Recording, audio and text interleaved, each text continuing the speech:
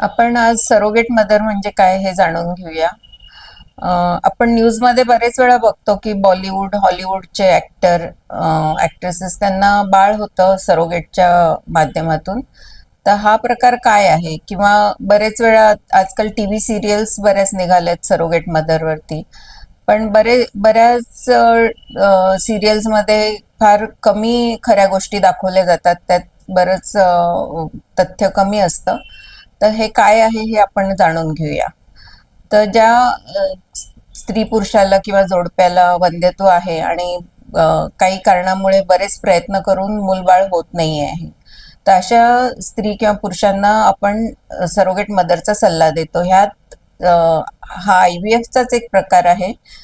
पुरुषांचे स्त्रीबीज आणि स्त्रीचे स्त्रीबीज आणि पुरुषांचे शुक्राणू घेऊन लॅबमध्ये गर्भ बनवला जातो आणि तो गर्भ फलित झाल्यानंतर हा सरोगेट मदरच्या गर्भाशयात सोडला जातो आणि 9 महिने ते बाळ सरोगेट मदर किंवा दुसऱ्या स्त्रीच्या गर्भाशयात वाढतं आणि ते झालेलं बाळ मग बायोलॉजिकल पेरेंट्स किंवा जे खरे आई बाबा आहेत त्यांना दिलं जातं आणि ते बाळाला आई बाबांचं किंवा खऱ्या पेरेंट्सचं बायोलॉजिकल पेरेंट्सचं नाव लागतं.